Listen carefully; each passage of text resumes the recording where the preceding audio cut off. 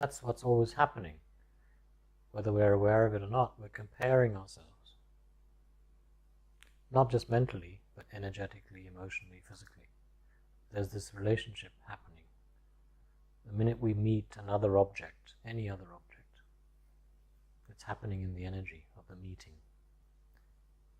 And sometimes we're attracted to people or places or teachings for this simple reason. That's what I say is the resonance. The resonance.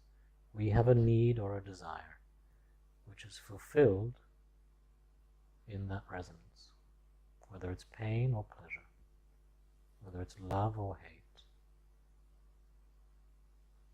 whether it's light or darkness. Something is fulfilled. Now, each of us has a different mechanism which we call pain and pleasure. So for one person this resonance is pleasurable. For another person it's painful. For some, pain is pleasure.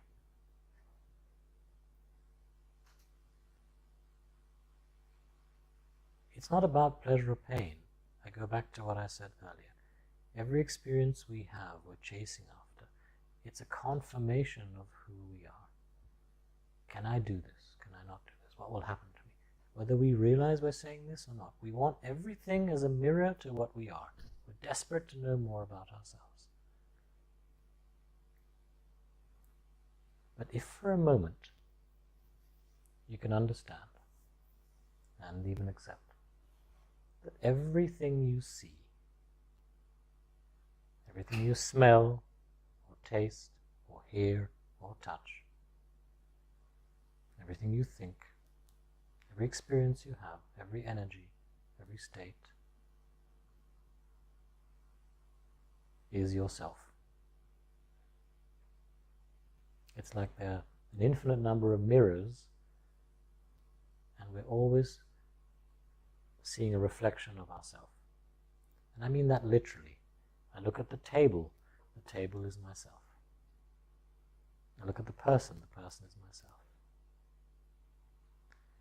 And what I'm suggesting is that's what makes us want to live, seek, find answers, try, make an effort, even conquer, even kill. Everything in life is serving us all the time. We have a need, we have a desire, and we go looking for the things that serve us. If we take pain, how does pain serve us?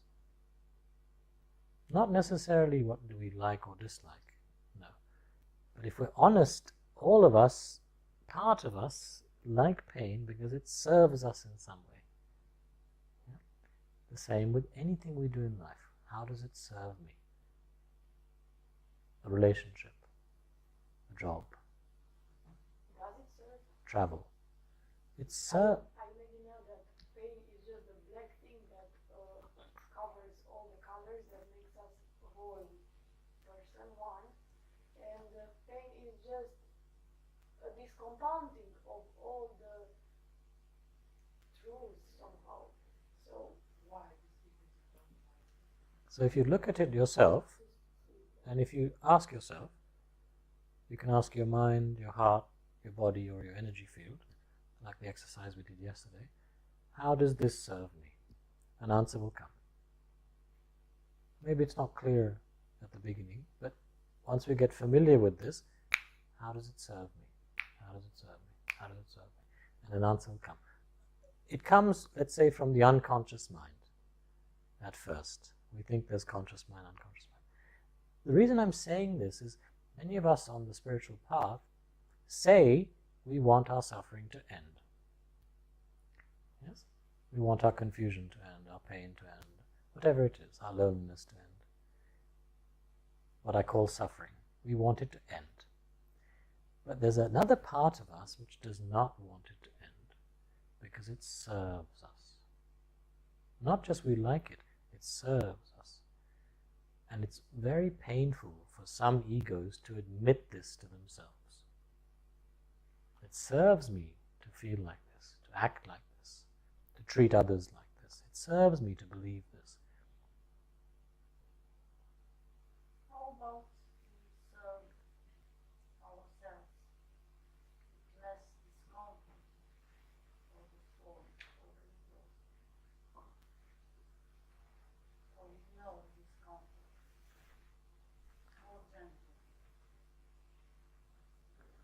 So that gentleness is serving you.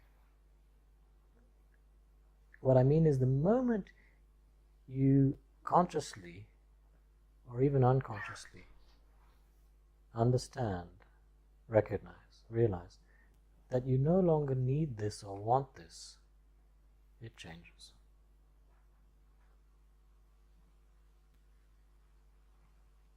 But I'm suggesting that if we think about it consciously like this, it becomes clear straight away.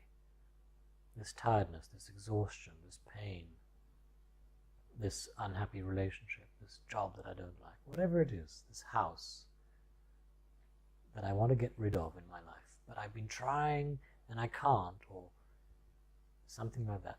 If you connect with the voice within you, you'll find how it's serving you. There's a part of you that wants it. And for the ego, when it recognizes this, actually, no, I'm wanting this, even though it's painful. I'm wanting this, even though it's confusing. I'm wanting this, and these are the feelings and reasons that come up for the ego, for the I, for the me. Otherwise, we're always complaining. We're saying, I don't want this, I don't want this, I don't want this. And that's actually bullshit. It's a lie. There's a part of us that wants it. So I discovered this on my path, that the ego liked the pain, liked the depression, liked the unhappiness, liked all these other things that I was saying I want to get rid of. It was one of the ways, not the only way, one of the ways where the ego could start to let it go, or the ego could start to choose other things. And then the ego wasn't behaving only from habit.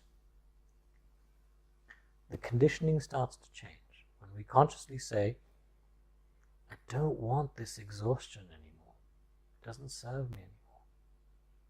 And every part of our body, mind is singing, I don't want it, I don't want it, I don't want it. That's directly changing the conditioning we've received. And maybe it's difficult because for 30 generations, all our ancestors have wanted this. So we're fighting against genetic ancestral memory. But at any moment it's possible. And that's the potential we have to live this life. This is the potential we have to live this life.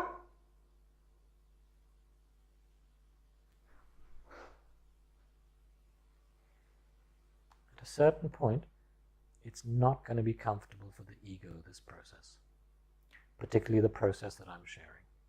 And this is a good indication that you're on the right path if you've understood why you are not comfortable, or you get a sense.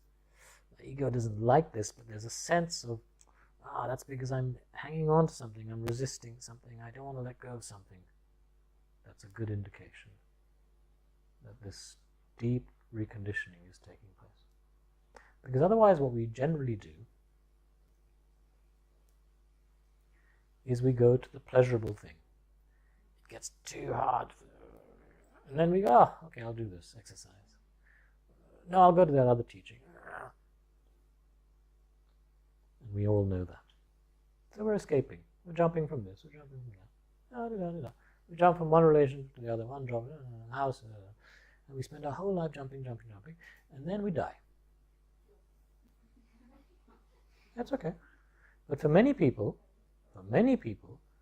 on their deathbed, or just before they die, or the last few years of their life, they're absolutely miserable.